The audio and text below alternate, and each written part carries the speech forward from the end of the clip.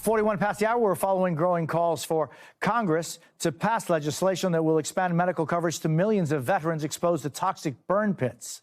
Joining us now is NBC News Capitol Hill correspondent Ali Vitali. Ali.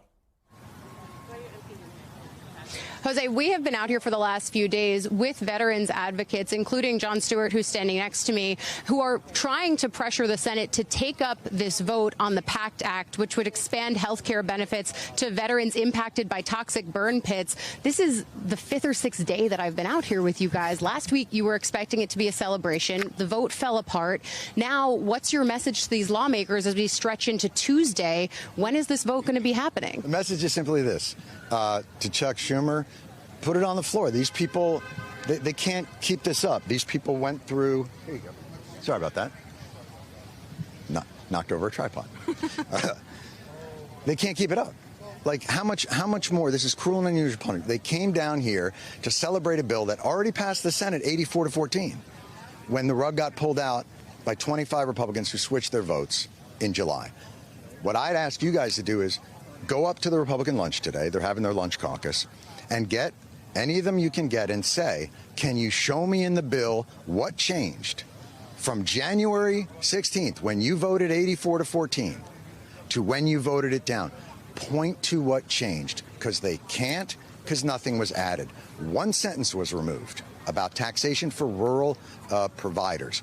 That is it. It's not mandatory discretionary, didn't change. Some crazy pork thing didn't get inserted and didn't change. This is misinformation, and it's beginning to take a toll. But even yesterday, as you guys were out here on the steps of the Capitol, and again, veterans have been sleeping here to try to keep the focus on this, Jose. One of the senators who was out here that I saw was Senator Rick Scott, who's one of the 25 Republicans that flipped their vote. When you spoke with him yesterday, he seemed to say that he was on board for this. I mean, did you get any sense from him of what changed? Because you're right, the mechanics of this didn't. We still don't know why this happened, honestly. Like, we've heard so many different things. One thing we heard was they were promised 2 amendments, and that didn't happen. One thing we heard was mandatory was changed to discretionary, but that's just factually incorrect. Another thing we heard was they were angry that some other bill had gotten passed that snuck around. You know, we can't get a straight answer of what the path forward is. So the last I heard was they've offered the amendments. The amendments that were demanded have been offered. Whether that goes down, and now all we care about is put it on the floor today. And you know, we tried to get it yesterday, and they said, well, nobody gets back really on Monday.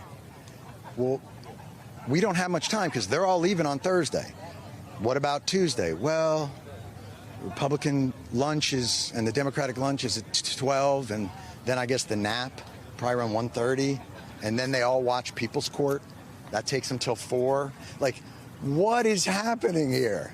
So what if there is no vote today? What's the reaction of these folks who have been out here? Already I think they're fraying in terms of their ability to withstand this. I think this is cruel and unusual punishment that's going on, and they've got to end this.